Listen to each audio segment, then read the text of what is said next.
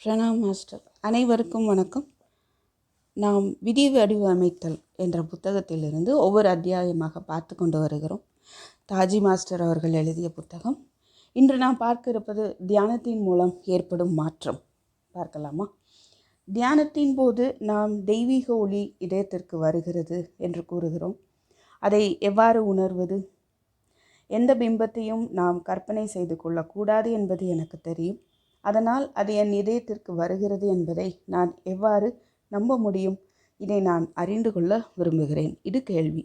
பதிலை பார்க்கலாம்.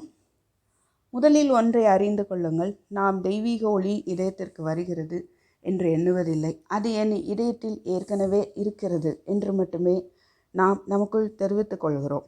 அது ஒரு பாவனை மட்டுமே. கணிதத்தில் உங்களில் சிலர் இவ்வாறு சில கணக்குகளை விடுவித்திருப்பீர்கள். இதுவும் சேர்ந்தால் இந்த விடை வராது, அல்லது அதையும் இதையும் கூட்டினால் இந்த விடை வந்துவிடும் என்று அனுமானித்து கொண்டு இறுதியில் நீங்கள் அதை சரி என்றோ தவறு என்றோ நிரூபித்து காட்டுவீர்கள். அதுபோல எனது இதயத்தில் தெய்வீக ஒளி இருக்கிறது என்று நான் பாவனை செய்து கொள்ளும்போது நான் இந்த சிறு பாவனையுடன் ஆரம்பித்து அதன் முடிவில் ஆம், ஏதோ ஒன்று இருக்கிறது என்று எனக்குள் உணர்ந்து கொள்கிறேன். இதுபோல தினமும் தொடர்ந்து செய்யும்போது சிறியதாக இருக்கும் ஏதோ ஒன்று நாளடைவில் பெரியதாக தோற்றமளிக்கிறது. சிறு வயது பிள்ளைகள், முக்கியமாக ஆண் பிள்ளைகள், தங்கள் தசைகளை வலுப்படுத்த விரும்பினால் உடற்பயிற்சி நிலையத்திற்கு செல்வார்கள். 1-2 தினங்கள் ஆனதும் களைத்து போய் படுத்து விடுவார்கள். நீங்கள் அவர்களிடம் உங்கள் தசைகள் இப்போது எவ்வாறு உள்ளன என்று கேட்டாலும் அவர்கள் அதற்கு மேல் உடற்பயிற்சி நிலையத்திற்கு செல்ல விருப்பம் காட்ட மாட்டார்கள். ஆனால் உறுதியான உள்ளம் படைத்தவர்களும் இருக்கிறார்கள். அவர்கள் உண்மையில் 3 மாதங்களோ 6 மாதங்களோ அல்லது 2-3 வருடங்களோ கடுமையான பயிற்சியை மேற்கொள்வார்கள். அதன் பலனை உங்களால் காண முடியும். அவர்களது தசைகள் வலுவாக வெளித்தருவதினால் உங்களால் அதை காண முடிகிறது. தியானமும் அதை போன்றுதான். தியானத்தினால் ஏற்படும் மாற்றங்கள் வெளித்தெரியாது என்றாலும் உங்களால் அதை உணர முடியும். நீங்கள் நாட்குறிப்பில் அதை எழுதி வந்தால் என்ன நடந்து கொண்டிருக்கிறது என்பது உங்களுக்கு புலப்படும். 2010 டிசம்பர் மாதம் நான் எழுதி வைத்திருந்த ஒரு குறிப்பை கண்டு நானே மிகவும் வியப்படைந்து விட்டேன். அந்த சமயத்தில் அந்த அனுபவம் முக்கியமற்றதாக தோன்றியது. நான் இந்த மனிதரை தியானத்தில் கண்டேன், அவருடன் ஒன்றுபட்டேன் என்று குறிப்பிட்டிருந்தேன். நேற்று தற்செயலாக நான் அதை திறந்து பார்க்க நேரிட்டது. கடவுளே, என்னை அது அதிரச் செய்தது. நான் அழ ஆரம்பித்து விட்டேன். 2 வருடங்களுக்கு பிறகு அது அத்தனை பெரிய விளைவை ஏற்படுத்தி இருக்கிறது. ஆனால் நான் அதை எழுதிய போது அதற்கு அர்த்தமே இல்லாதது போல் தெரிந்தது. நான் எனது நாட்குறிப்பிலிருந்து மற்றொரு உதாரணத்தை தருகிறேன். எனது கனவு ஒன்றையும் அதில் நான் கண்ட இடத்தை பற்றியும் விவரித்திருந்தேன்.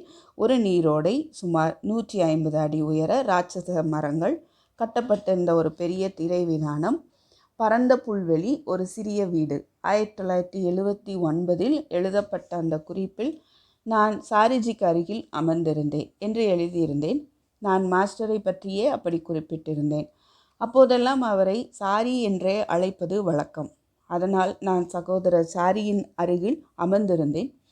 மேலும் 4-5 அபியாசிகள் அங்கு உள்ளனர் என்று எழுதி வைத்திருந்தேன்.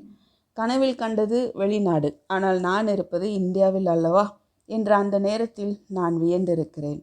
அச்சமயம் நான் அகமதாபாத்தில் இருந்தேன். ஆனாலும் அதை எழுதி வைத்தேன். 1986 அல்லது 87 நாங்கள் அட்லாண்டா என்னும் இடத்தில் இருந்தோம். மாஸ்டர் அப்போது நாம் அல்பேனிக்கு செல்வோம் என்றார். நாங்கள் 5-6 பேராக நியூயார்க் மாநிலத்தில் உள்ள அல்பேனி என்னும் இடத்திற்கு சென்றோம். நாங்கள் சென்ற இடம் ஆச்சரியத்துக்குரிய விதத்தில் நான் நாட்குறிப்பில் விவரித்திருந்த இடத்தை போலவே இருந்தது. அச்சமயத்தில் சாரிஜி மாஸ்டராக இல்லை. அத்தகைய இடத்தையெல்லாம் நான் நினைத்து கூட பார்த்ததில்லை. ஆனால் அது நான் கனவில் கண்டதாக விவரித்திருந்த அதே இடம்தான். அதனால் அது உலகாயாதமான ஒரு விஷயமானாலும் சரி, ஒரு அணிலை கண்டிருந்தாலும் கூட அதை உங்கள் நாட்குறிப்பில் நான் அணிலை கண்டேன் என்று குறித்து வையுங்கள். ஒருவேளை நீங்கள் பிற்காலத்தில் அவற்றுடன் தொடர்பு கொள்ள நேரிடலாம். நீங்கள் தியானத்தில் உணர்ந்தது உங்களது கனவுகள் மற்றும் எண்ணங்கள் மற்றவர்களை பற்றியும் உங்களை பற்றியும் நீங்கள் உணர்ந்தவை உங்கள் குடும்பத்தினர் மீதும் மாஸ்டரின் மீதும் இறைவன் மீதும் நீங்கள் கொண்டுள்ள உணர்வுகள், நீங்கள் வாசித்த புத்தகங்கள், பார்த்த திரைப்படங்கள், இப்படி பல விஷயங்களையும் நீங்கள் நாட்குறிப்பில் எழுதி வைக்கலாம். மீண்டும் அடுத்த பதிவில் சந்திப்போம். நன்றி, வணக்கம்.